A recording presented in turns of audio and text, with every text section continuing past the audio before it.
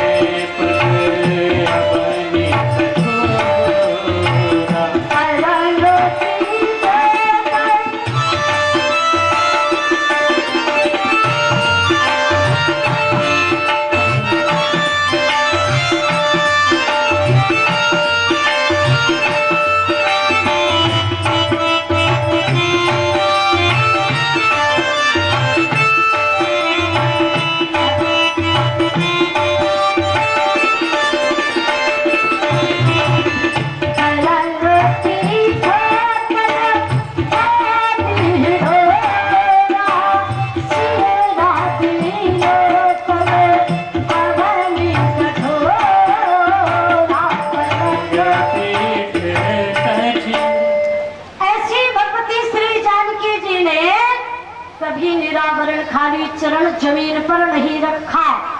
उनको जमीन पर उतारने से पहले मार्ग को सुकोमल बना लो महारानी कौशल्या। कौशल्या जी ने कहारों से कहा, रोको डोली को। रुक गई डोली अयोध्या के महल के दरवाजे पर। जानकी जी को उतरने नहीं दिया।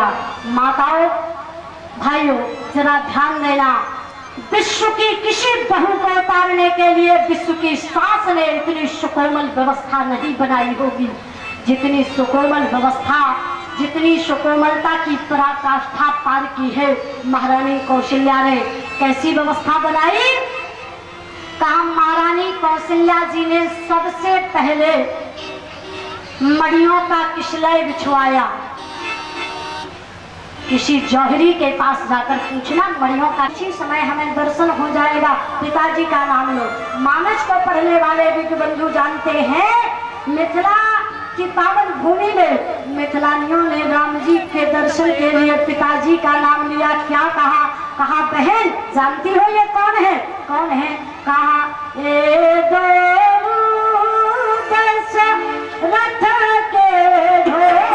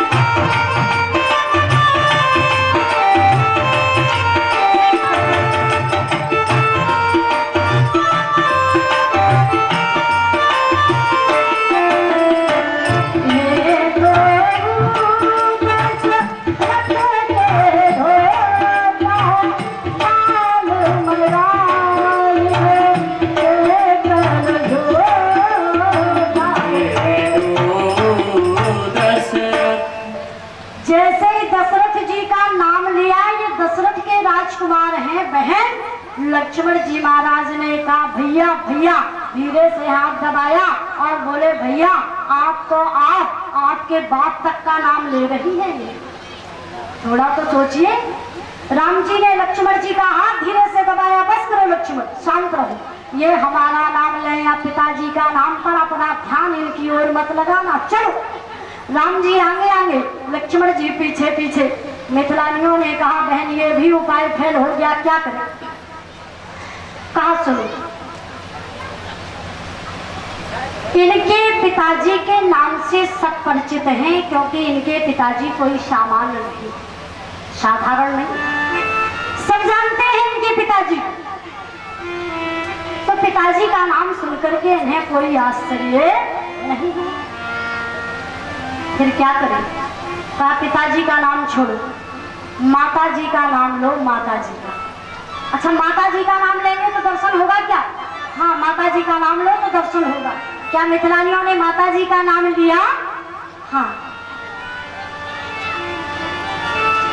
कौशल्या सुत सुख खाई, राम राम भर सायक पाई। कौशल्या सुत सुख खाई, राम राम धनु सायक पाई। लक्ष्मण राम राम रघुराता, सुर सखिता सुमित्रा माता।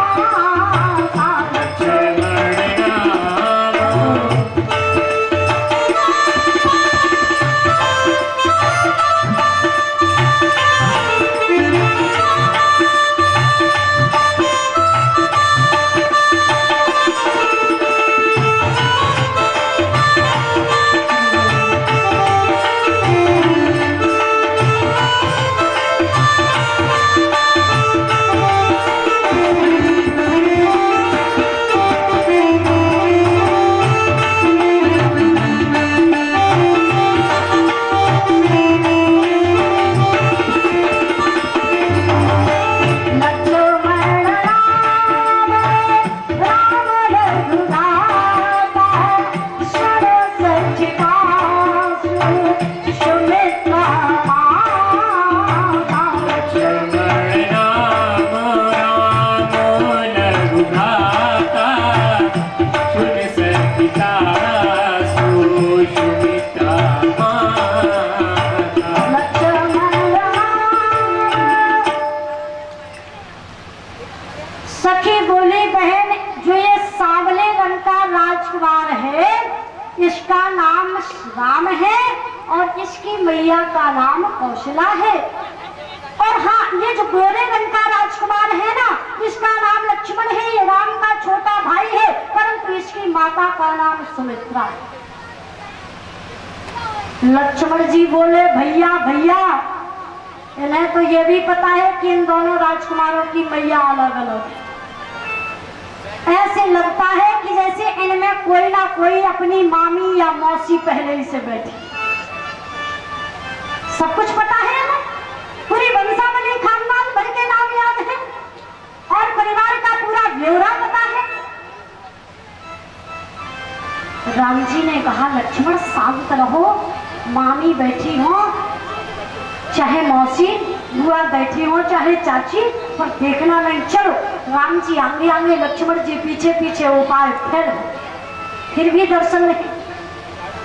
अब जब दर्शन इतने उपायों के बाद भी ना हो सका तो फिर योग माया, भगवान की जो योग माया थी वो पहले ही से मिथिला में उपस्थित थी, जिसका वर्णन एक सखी और चतुर सखी के नाम पर हुआ है। वो एक सखी चतुर सखी भगवान की योग माया थी।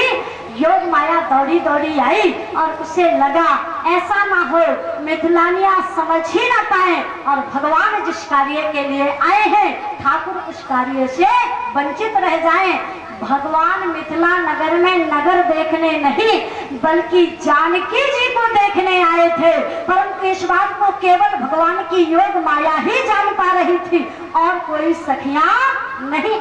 तो योग माया दौड़ी दौड़ी आई और बोली बहन ऐसे दर्शन नहीं होगा, फिर कैसे होगा? हाँ मैं उपाय बताती हूँ। तो जल्दी बताओ बहन, हम 1 घंटे से परेशान हैं, चले जाएंगे ठाकुर, फिर दर्शन नहीं कर पाएंगी हम, जल्दी बताओ। उस योग माया ने कहा बहन इनके ऊपर कुछ डाल दो। जैसे ही कहा कुछ डाल दो तो दूसरी सखी फट से बोली मैं बताती हूँ क्या डालना है, कोई सामान्य वस्तु नहीं, कीमती वस्तु डालना, ताकि उस कीमत के आकर्षण से ठाकुर देखे और जल्दी से दर्शन हो जाए। तो क्या डालें? तीसरी बोली हीरा डालो, हीरा, हीरा कीमती होता है, तो हीरा के प्रलोभन से देखेंगे, हीरा डालो, हीरा डालो, जट होगा खट, देखेंगे पट, दर्शन हो जाएगा, जल्दी से डाल दो हीरा। एक सखी चतुर सखी ने कहा बहन हीरा पन्ना पुखराज से इनके ऊपर प्रभाव पड़ने वाला नहीं है, क्योंकि महाराज दशरथ की अगुवाई में न जाने कितने हीरे जड़े हुए हैं, तो हीरे तो इन्होंने जन्म लेते ही देखे हैं, इसलिए हीरे से कोई प्रभाव नहीं पड़ेगा। क्या डालें? चतुर सखी ने कहा, योग माया ने कहा प्रेम डालो, प्रेम। सखी ने कहा प्रेम डालेंगे तो? कहा भगवान मिल जाएंगे, भगवान का दर्शन मिल जाएगा। अच्छा प्रेम से दर्शन मिलता है क्या? हाँ प्रेम से दर्शन मिलता है। क्या प्रमाण? कहा राम ही केवल प्रेम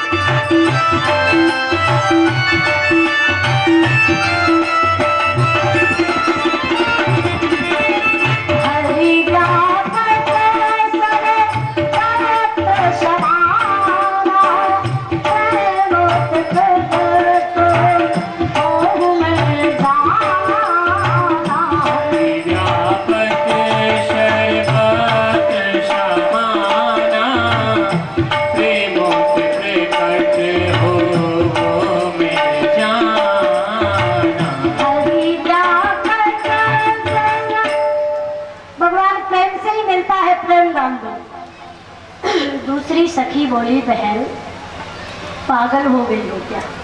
क्यों क्या हुआ? अरे ये प्रेम कोई डालने की वस्तु है, ये प्रेम तो एक अनुभूति की चीज है, प्रेम का अनुभव किया जा सकता है, प्रेम को किसी पर डाला नहीं जा सकता, क्यों वस्तु थोड़ी है। सखी ने कहा बहन प्रेम को डाल सकते हैं। कैसे? कहा प्रेम का पर्याय है सुमन। पढ़े लिखे लोग यहाँ बैठे हैं। प्रेम का पर्याय है सुमन। सुमन माने होता है, सु माने सुंदर और मन माने अंतःकरण। किसको मिलते हैं भगवान? जिसका सुमन होता है, अर्थात सुंदर अंतःकरण होता है, उसी को मिलते हैं ना भगवान। भगवान स्वयं कहते हैं निर्मल मराजन शो मोह पावा, महे तपत चलो चेद्र प्रभावा। निर्मल मराजन शो मोह पावा, मोहि तपत चले चेद्र प्रभावा।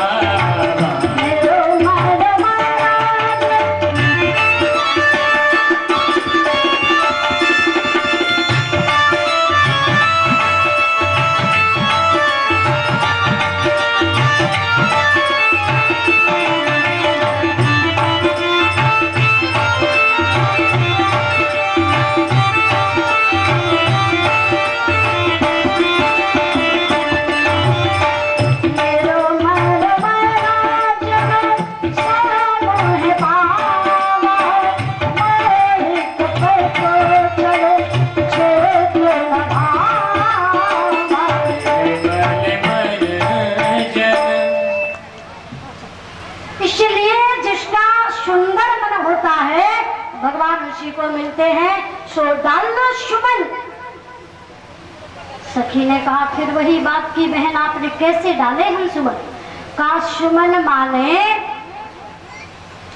सुंदर अंतःकरण भी है और प्रेम का पर्याय सुमन माने पुष्प भी होता है ना, पुष्प। तो कहा पुष्प डाल दो, और जैसे कहा पुष्प डाल दो, सखियां बेचारी दौड़ी दौड़ी गई, अपनी अपनी वाटिका से पुष्पों को तोड़ा, भक्तवती देवियों ने टोकरी में रखा और ले आई वहां जहाँ ठाकुर के ऊपर पुष्पों की बरसात करना चाहती हैं। और जब भगवान के कोमल कोमल गुलाबी गुलाबी चरणों को देखा तो मिथिलानियों ने पुष्पों को बरसाने का फैसला बदल दिया। मिथिलानियों ने कहा हम पुष्प नहीं बरसाएंगी ठाकुर के ऊपर। क्यों? कहा जब भगवान के चरण इतने कोमल हैं तो भगवान का मुख कमल कितना कोमल नहीं होगा। कहीं हम पुष्प बरसाएं अपने निजी स्वार्थ के लिए, भगवान का दर्शन पाने के लिए, और हमारे स्वार्थ की तो पूर्ति हो जाए, लेकिन हमारे ठाकुर को वो पुष्प गड़ जाए कपोलों में तो अपराध लगेगा। हम भगवान को कष्ट नहीं देना चाहती हैं। अच्छा, भगवान के चरण बहुत कोमल हैं? कहा हाँ, इतने गुलाबी चरण हैं ठाकुर के, इतने गुलाबी चरण हैं कि जिस समय मिथिला में भगवान के चरणों में महावर लगा रही थी नायन, विवाह में महावर लगाया जाता ना, तो नायन महावर लगा रही थी। देखो भाई, यहाँ कोई नायन बैठी हो तो बुरा नहीं मानेंगी, क्योंकि ये भी बड़े सौभाग्य की बात है, ये रस्म सबको करने को नहीं मिलती। तो आज मिथिलानियों के बीच में जैसे ठाकुर के चरणों में नायन ने महावर लगाया, इत्तेफाक से किसी ने बीच में बुला दिया, और जैसे बुलाया तो वो बेचारी ठाकुर के एक चरण में महावर लगाकर दूसरा चरण बिना महावर के छोड़ के चली गई। और जैसे दौड़ी दौड़ी गई, उस कार्य को पूर्ण किया जिसके कार्य के लिए बुलाया गया था, और फिर लौटकर आई। याद आया कि ठाकुर के एक चरण में महावर लगाया था मैंने, अभी एक चरण तो बाकी है, दोनों चरणों में महावर लगना चाहिए। सो दौड़ी दौड़ी आई और बोली प्रभु अभी दूसरा चरण बाकी है महावर लगाने के लिए, तो जरा ध्यान देना भगवान के चरण की सुकोमलता, भगवान के चरण की लालिमा, भगवान के जिस चरण में महावर लगा था और जो चरण बिना महावर का था, बेचारी नायन उस चरण को पहचान ही नहीं पाई। इतने गुलाबी थे दोनों चरण, पहचान ही नहीं सकी, चकित हो रही थी। तब तक किसी ने आवाज लगाई, परेशान मत हो, समझ नहीं आ रहा ना कौन सा चरण महावर का है और कौन सा चरण बिना महावर का है? दोनों चरणों को हथेली पर रखो नायन, जो चरण बचनी ना है समझ लेना इसमें महावर लग गया, और जो चरण हल्का हो समझ लेना इसमें महावर नहीं लगा। इतने सुकोमल चरण थे ठाकुर के, इतने कोमल चरण थे। और जानना चाहते हो भगवान के चरणों की सुकोमलता, भगवान के चरणों की लालिमा? भगवान के चरण इतने सुकोमल थे, आप जानते हैं जिस समय नई नवेली दुल्हन के रूप में प्रामा भगवती द्रुहत नंदिनी वैदेही जनक कन्या भूमिजा जानकी करजोरी मैथिली जनक नंदिनी श्री किशोरी जी की विदाई हुई, और वह डोली में बैठकर अयोध्या की ओर प्रस्थान की। कहारों ने डोली उठाई, चल पड़े अयोध्या की ओर। महाराज दशरथ जी जनक जी के हृदय से हृदय लगाकर मिलते रह गए जनकपुर में। जब याद आया दशरथ जी को कि डोली दुल्हन की निकल चुकी है जनकपुर से अयोध्या के लिए, दशरथ जी महाराज को लगा मैं डोली से पहले नहीं पहुंच पाऊंगा। आवाज लगाई सेवकों को, ऐ सेवकों जल्दी कर जाओ और कौशल्या महारानी भगवती बहू रानी सीता को डोली से नीचे उतारे, इससे पहले मेरा संदेश कौशल्या महारानी को सुना दो। क्या संदेश दिया था दशरथ जी ने? दशरथ जी ने कहा था सेवकों जाकर के कह देना कौशल्या महारानी से, बहु सुकुमार सुकोमल जानकी को डोली से नीचे उतारने से पहले मार्ग को सुकोमल बनाने सेवक भागे भागे गए। सेवक अयोध्या पहुंचे, इससे पहले अयोध्या के महल के दरवाजे पर डोली पहुंच चुकी थी। बहू रानी सीता को सास महारानी कौशल्या डोली से महल के दरवाजे पर उतारने ही जा रही थी कि तब तक सेवक पहुंच गए और सेवकों ने आवाज लगा दी, और महारानी कौशल्या सावधान, महाराज ने कुछ संदेश भेजा है, उसे ध्यान से सुन लो। कौशल्या जी ने ध्यान लगाकर सुना। बोलो सेवकों, क्या कहा है महाराज ने? कहा, जिस बहू रानी सीता को तुम डोली से जमीन पर उतारना चाहती हो, उस बहू